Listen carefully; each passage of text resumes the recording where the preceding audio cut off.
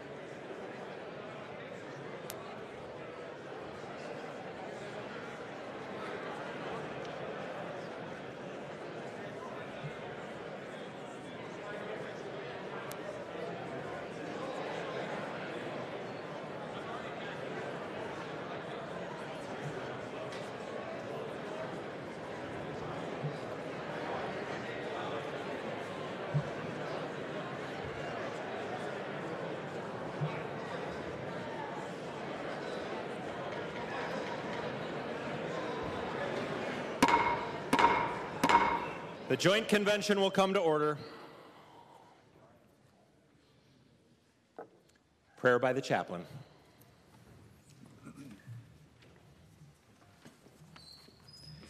Let us pray.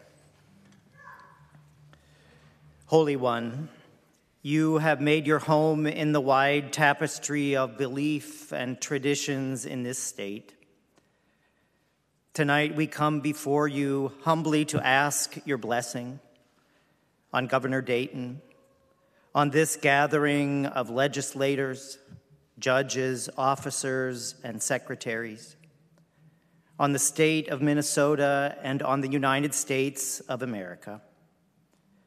Stir up in this session the blessing of just deliberation, fair and honest legislation, and compassionate and wise oversight.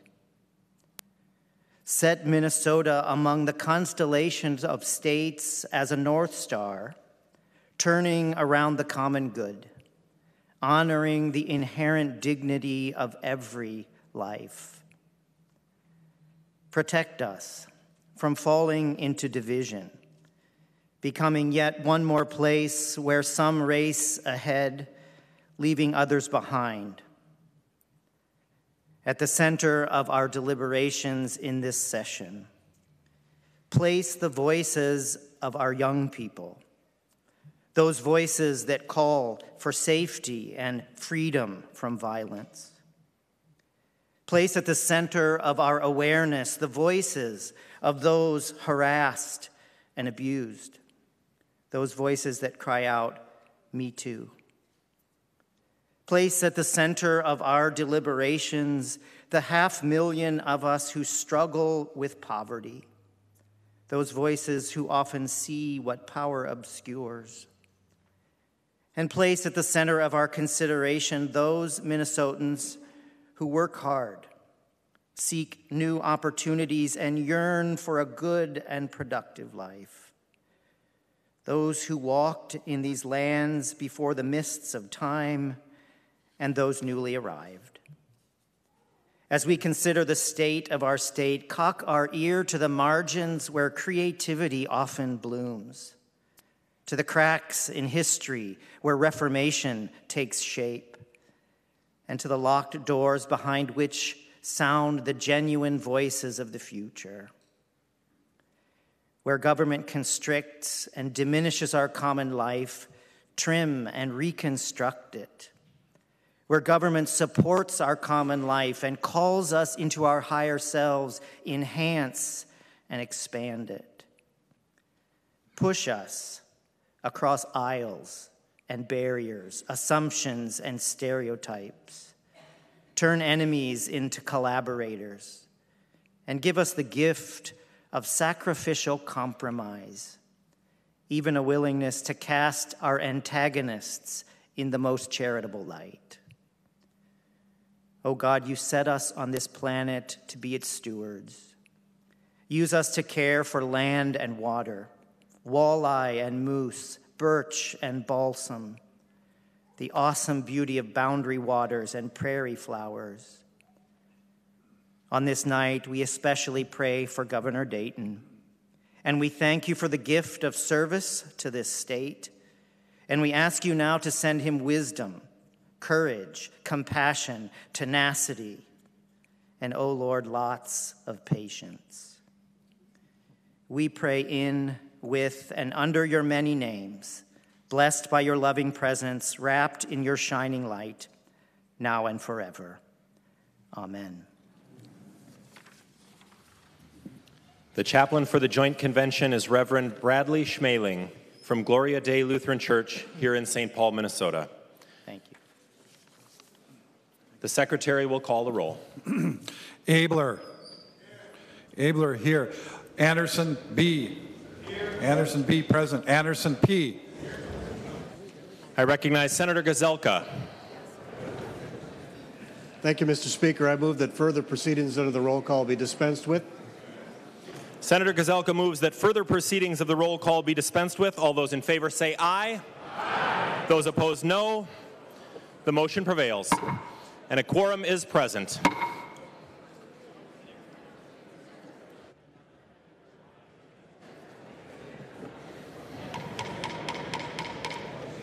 The chair recognizes the Sergeant at Arms.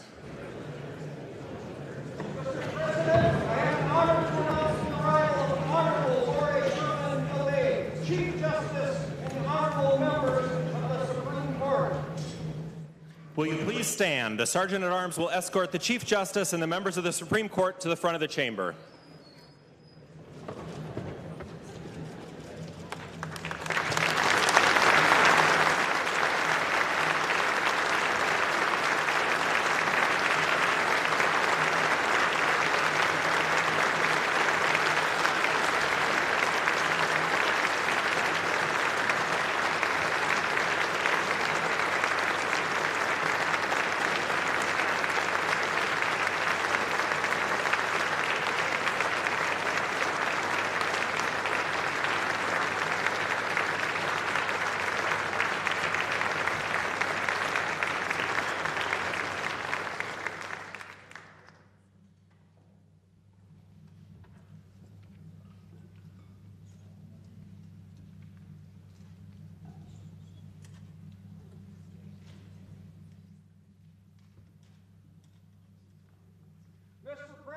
Mr. President.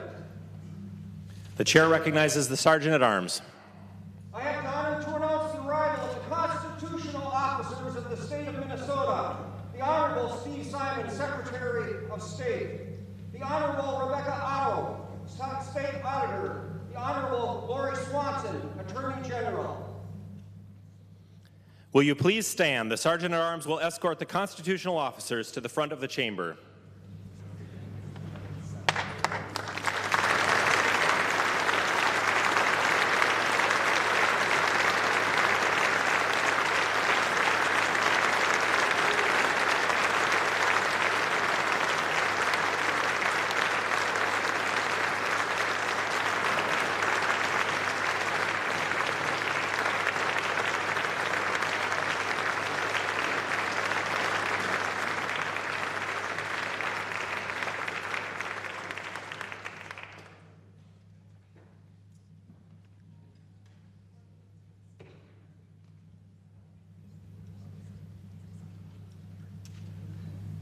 You may be seated.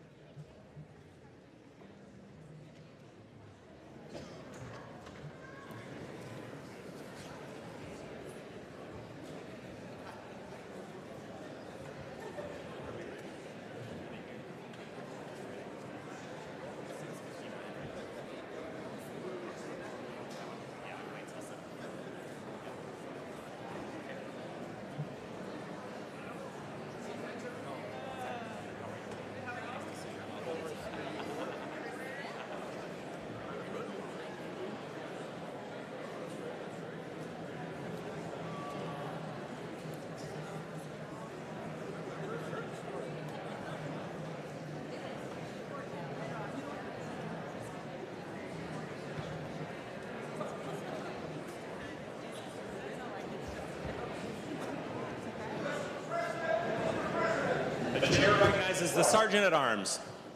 I have the honor to announce the arrival of the Honorable Mark Dayton, Governor of the state of Minnesota, and his official party. Will you please stand? The Sergeant at Arms will escort the Governor and his official party to the front of the chamber.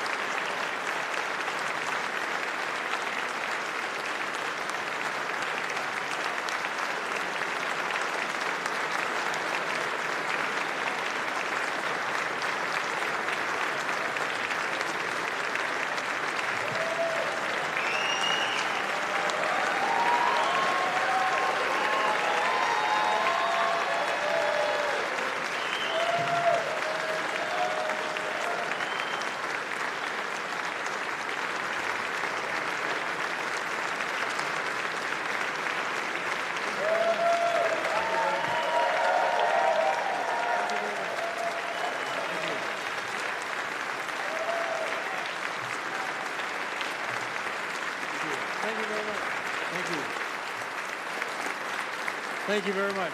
Thank you. Thank you very much. Thank you very much. Thank you. Thank you very much. Thank you. Thank you very much. Thank you very much. Thank you. Thank you. Please. Thank you very much. Thank you. I present to you the Governor of the state of Minnesota, the Honorable Mark Dayton.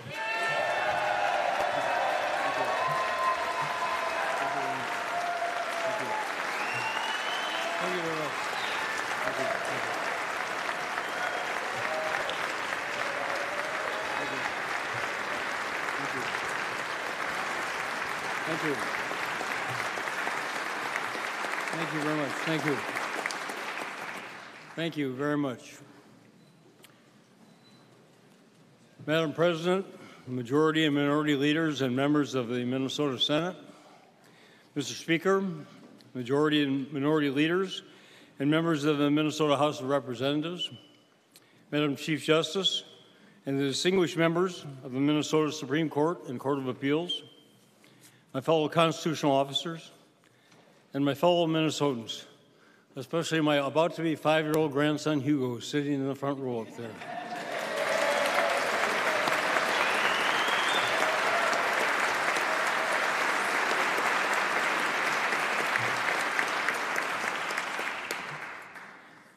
Some people have suggested I conclude my speech now to make certain I can walk out by myself. However, this is my final State of the State address, and there's more I want to say, so cross your fingers, Hugo, because here we go. As I prepare to leave office, I want to thank the people of Minnesota who twice voted for me to serve as their governor, and thank the legislators, supporters, and allies who helped us succeed. To my fabulous staff, fantastic commissioners, and other key appointees, you have my eternal gratitude. You deserve so much of the credit for our administration's successes. Your dedication has been extraordinary, your wisdom exceptional, and your resilience remarkable. I want to thank my family, who have counseled me wisely, supported me steadfastly, and endured me patiently. My sensational sons, Eric and Andrew, daughter-in-law Corey, grandsons Hugo and George, my former wife and dear friend Elida Messenger, my father, siblings and spouses, uncles, aunts, and cousins. Without you, I would not be here today. My father used to say, time flies when you're having fun, and even when you're not. Being governor was not fun when I took office in January 2011. State government was in terrible financial condition, with a $6.2 billion deficit forecasted for the next 2 fiscal years. The state had borrowed almost $2 billion from our public schools, and had used millions of dollars more in shifts and gimmicks to mask the full extent of the deficit. You might remember that I campaigned for governor in 2010 on a pledge to raise state income taxes on only the wealthiest 2% of Minnesotans, and not on the other 98%. In 2013, with DFL majorities in both the House and Senate, we passed that 2% increase on the top 2% of our taxpayers. The changes made Minnesota's tax system more progressive and has been crucial in turning chronic budget deficits into steady surpluses, paying off the state's debt to our schools, eliminating other fiscal shenanigans, and building a $1.9 billion budget and cash reserve.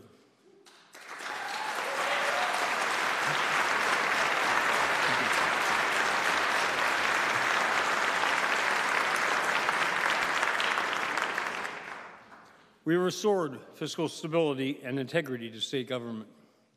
I thank those Minnesotans who did pay higher personal income taxes, and the great many others who expanded their businesses and created over 280,000 new jobs since I took office. The hardworking people and businesses of Minnesota are the sources of our renewed economic prosperity and the foundations of our future success. What must we do to continue that success? Tax cuts are some people's answers.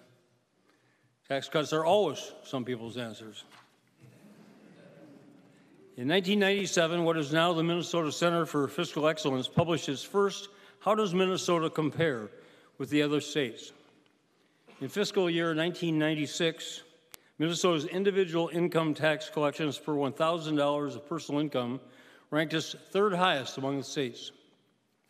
A Republican governor, third highest income tax state. In fiscal year 2002, the last year of an Independence Party governor's term, Minnesota still had the third highest personal income tax collections among all the states. In fiscal year 2010, the last year of my Republican predecessor's term, Minnesota's personal income tax collections per $1,000 of income were the sixth highest among the states. In the Center's last report, published last September, Minnesota's personal income tax ranking for fiscal year 15 was again sixth highest, the same as it was in fiscal year 2010. Minnesota has not been a low-tax state during my career, and it's fortunate because states with the lowest taxes generally rank among the lowest in per capita income, household income, educational attainment, home ownership, and public health. By contrast, Minnesota's total job creation, average household income, and state economic output have improved steadily, both in real terms and relative to other states. It's not that raising taxes is by itself a good thing. It's that investing those revenues in education and infrastructure produce far better returns in improving our economy's vitality and our residents' well-being. They produce more jobs and better jobs.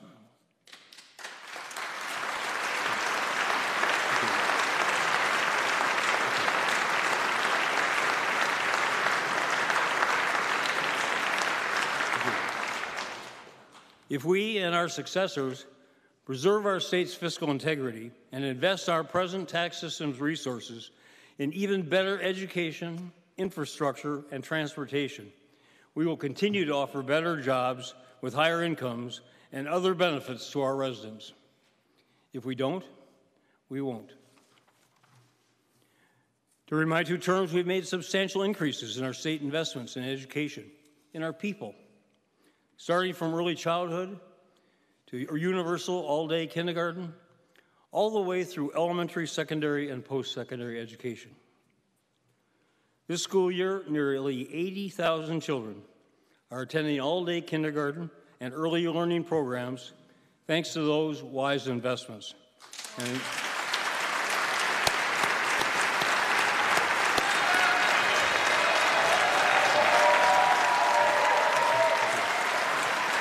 Thank you. Thank you.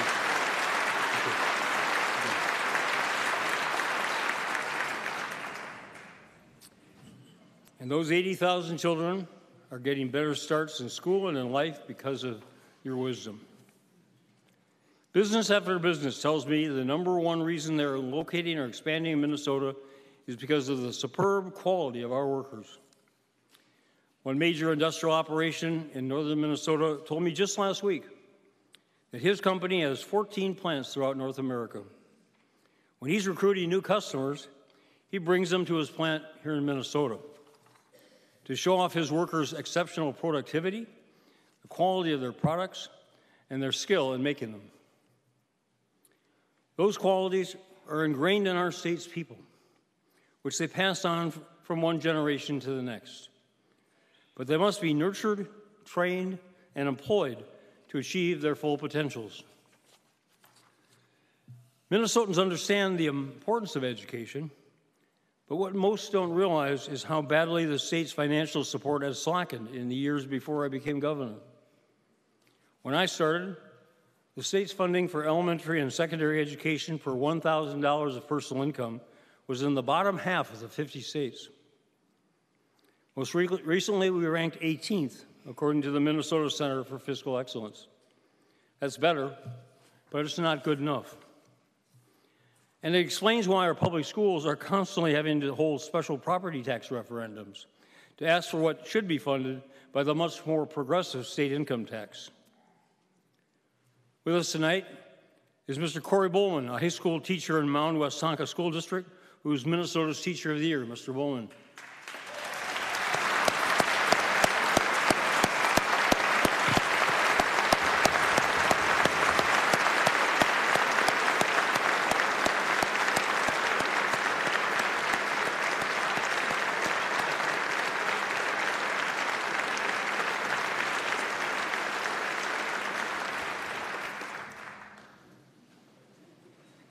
It's thanks to you, Mr. Bowman, and Minnesota's thousands of other dedicated teachers that last year our students once again topped the nation on ACT college entrance exam scores. Our teachers and our students deserve our strong support. State government's funding for higher education has also declined. In 2012, state support for the University of Minnesota, Minnesota State, and financial aid was, in real dollars, the lowest it had been since 1981. Once again, we have restored some of that loss, but we still have shifted too much of the cost of attending our state colleges and universities onto students and their parents. Both Minnesota State and the University of Minnesota were funded well below the system's request last year. The university just announced that with $10 million of additional state funding in this session, it will not need to raise tuitions next school year. I will include that $10 million in my supplemental budget request.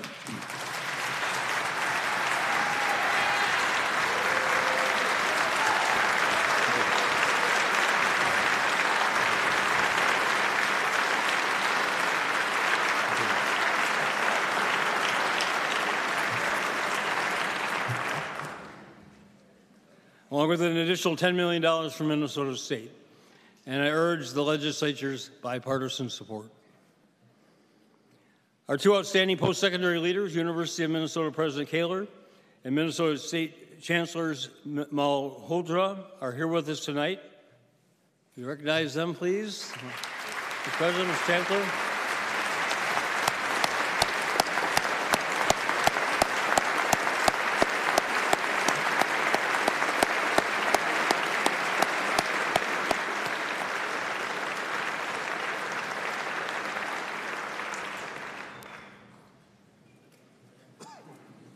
I salute you both, and thank you for your service. Further damaging the future success of our colleagues, colleges and universities is the chronic inadequacy of our state's capital investments in their campuses. It's almost impossible to provide world-class educations in antiquated buildings with leaky ceilings, dilapidated bathrooms, worn-out exteriors, and in classrooms without advanced technologies and other learning aids. That's why my bonding bill provides more money for capital improvements on Minnesota State and University of Minnesota campuses than either system requested. I know they asked for less than what they need because they thought that that was all the legislature would support. Well, surprise them. If we invest more in education, future generations of Minnesotans will be more successful. If we don't, they won't. Another priority of my bonding bill is infrastructure. Since I could not meet all local needs, I made as my priority water infrastructure, especially projects to make our residents' water cleaner and safer. In addition to the $1.5 million in last year's bonding bill, I would provide the Public Facilities Authority with an additional $167 million to ensure that more Minnesotans have the clean water they need.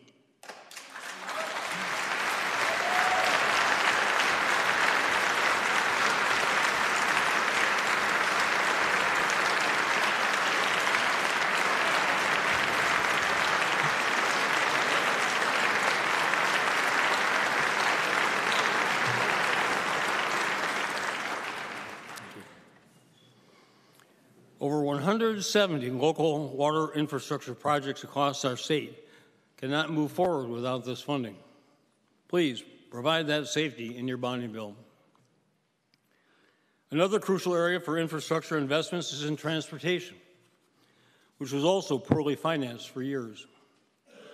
Everyone driving in our state knows that traffic congestion and highway conditions keep getting worse, wasting their time and straining their sanity.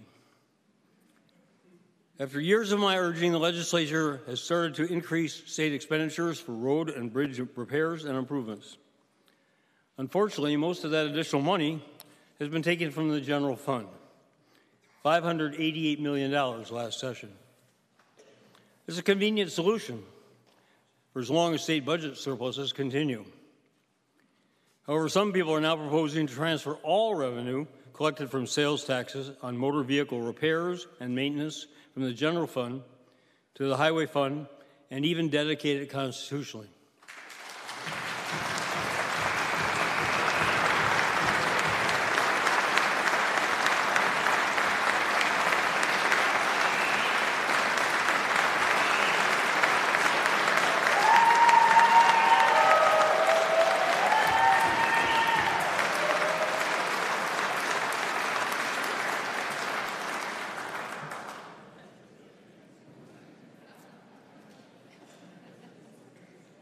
Such a transfer would cost the general fund $1,354 million over just 4 years.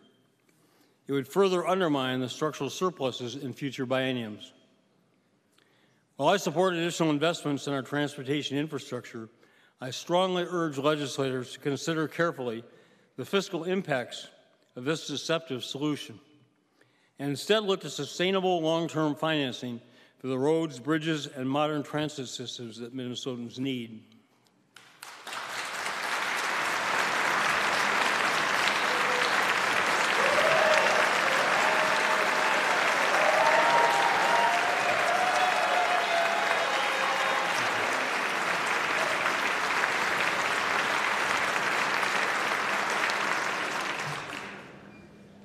If the people of Minnesota want to see an evenly divided legislature,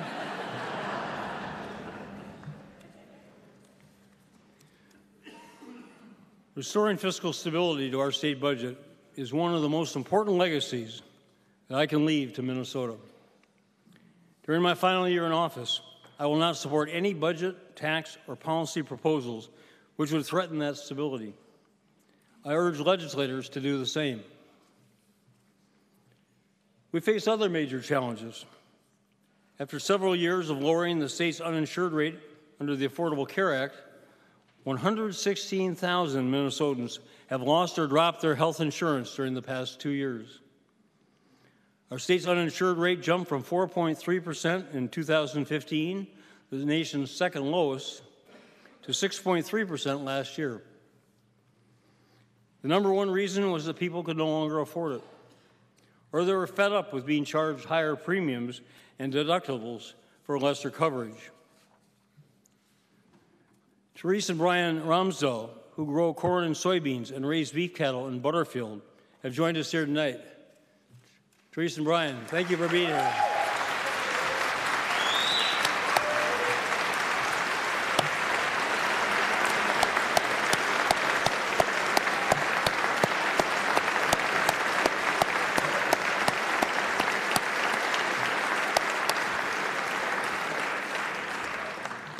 You feed our nation, you feed our world. We thank you. Like most Minnesota farmers, Therese and Brian are being hurt by exceptionally low commodity prices.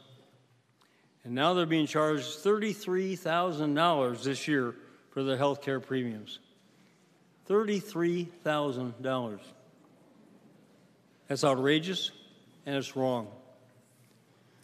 Meanwhile, some insurance companies have stopped offering individual coverage because of lower returns and Washington's uncertainties. This exodus has caused many Minnesotans, especially those living in rural areas, to lose their previous insurance carriers and often their established networks of doctors and providers. Pay more for less has never been popular. People quickly ask, what are my other options? Right now, for affordable health insurance, they have none. However, the legislature has the opportunity and the responsibility to offer Minnesotans another option. For 26 years, Minnesota Care has given lower-income working families quality, affordable choices when purchasing their health insurance. I believe we should give all Minnesotans that option.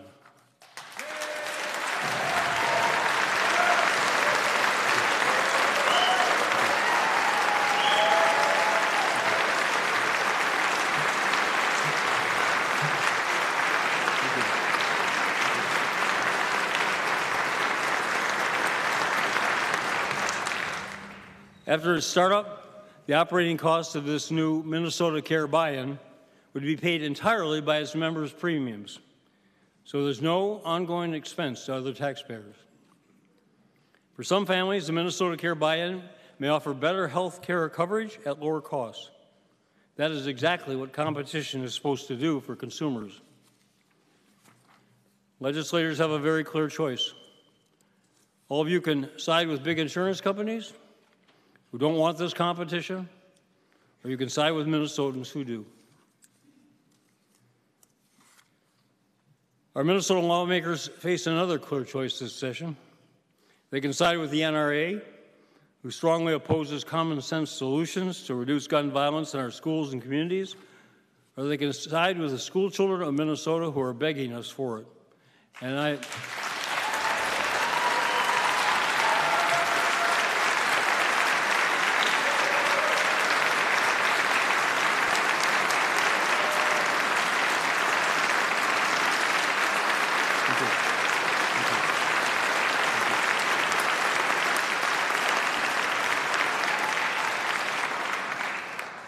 I salute all of the Minnesota students who took a stand today and marched to tell us adults that they need safe schools.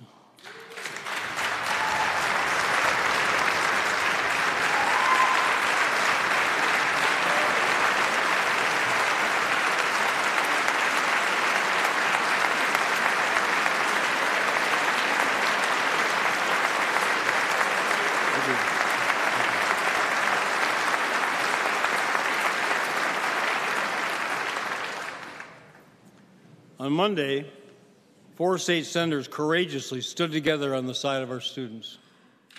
I thank them for their legislation to extend criminal background checks to all gun purchases and require all lost or stolen firearms be promptly reported to law enforcement. Would you stand and ruling and be recognized and thanked, please.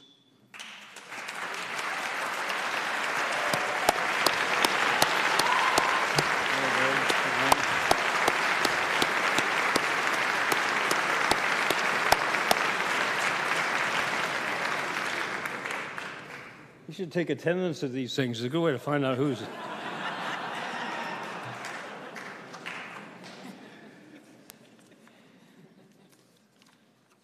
Those changes that they've proposed will help keep guns out of the hands of people who shouldn't have them. They will save lives. I want to thank the many legislators in this chamber from both parties who are fighting for these and other life-saving measures to reduce gun violence in our state. I will sign any of that legislation the minute it reaches my desk.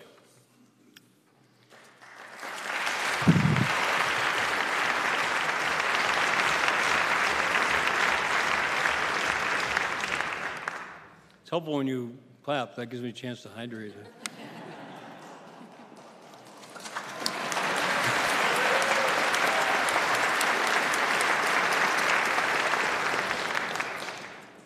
The recently passed federal tax bill is extremely complex and defies a simple solution. If we conform state personal and business taxes completely to federal changes, some Minnesotans would owe more state taxes, while others with the same incomes would owe less. If we do nothing, the federal changes would cause significant increases in other people's state taxes. Either way, thousands of Minnesotans would be hit with state personal income tax increases. That's not fair, and it's not right. Minnesotans deserve better. Last year, the legislature reduced business property taxes for each of the next 10 years. The federal bill just cut the corporate tax rate by a whopping 40%.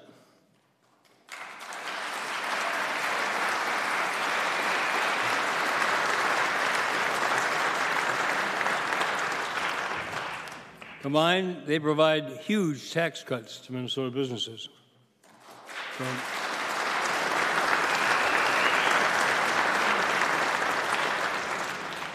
So our number one priority, which will be reflected in my budget on Friday, should be tax fairness for individual Minnesotans and their families.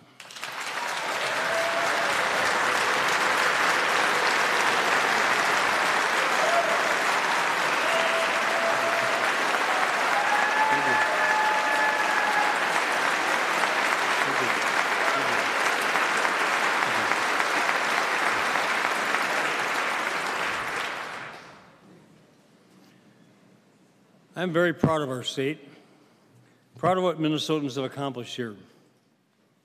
U.S. News & World Report recently rated Minnesota the second best state in the country, up from third best the previous year. USA Today said we're the nation's best run state. ARP ranked us the very best state in which to retire. And CNBC says we're the third best state for business. We're not perfect, but compared to everyone else, we're very good.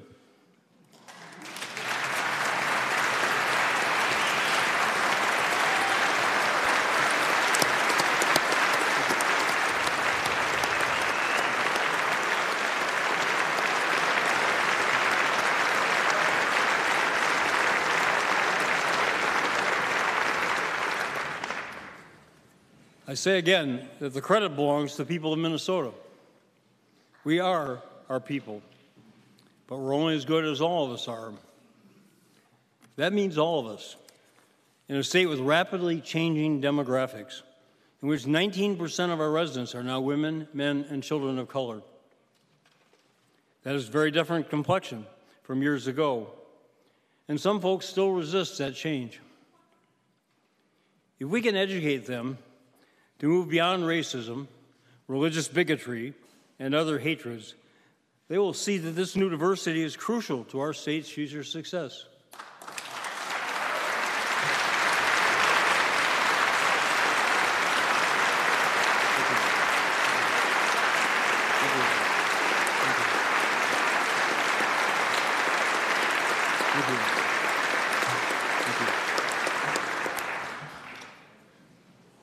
There are simply not enough Native Minnesotans to drive our future economic growth.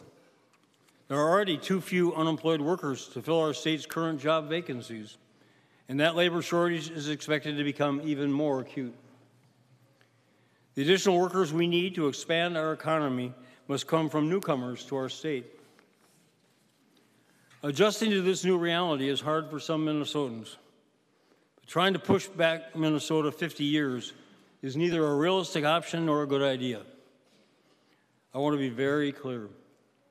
Minnesota is an inclusive and welcoming place for all, and we all stand together in making that statement to everybody in Minnesota.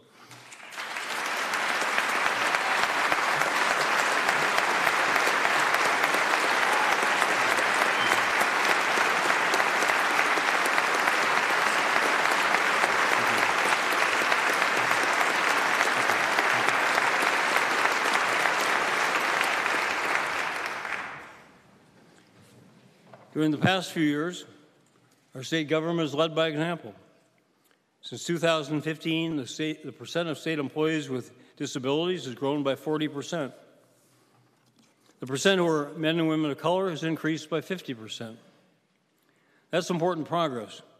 We have much more to do to ensure that our state government better includes and serves the rich diversity of our state.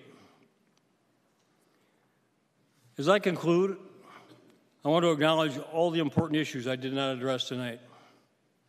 But my time is running out, so I must leave them to all of you. I want again to thank the people of Minnesota who have supported my career in public service. It has given me so much, and so much more than I could ever return. Best of all are the extraordinary people I have encountered throughout our state. People I could never meet any other way.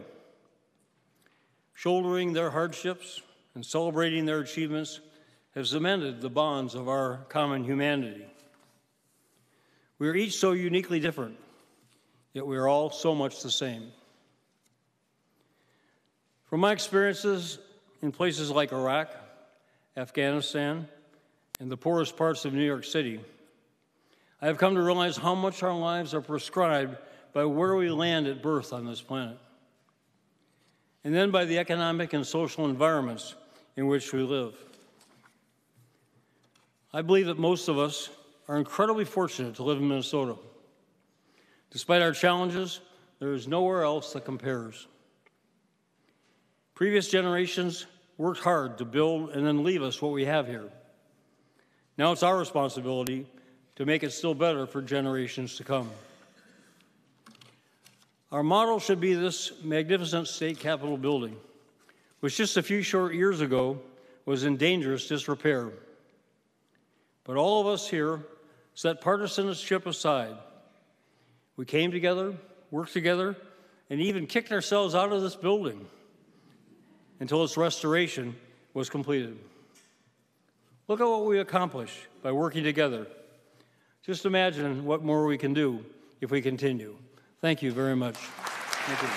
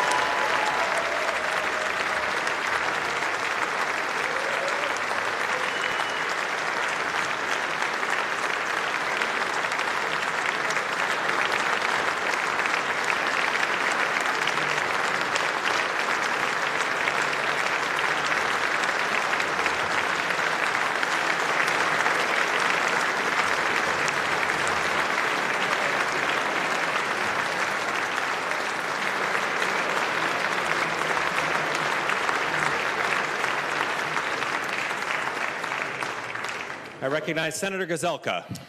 Thank you, Mr. President. I move that the joint convention do now adjourn. Senator Gazelka moves that the joint convention do now adjourn. All those in favor say aye. Aye. Those opposed, no. The motion prevails, and I declare the joint convention adjourned.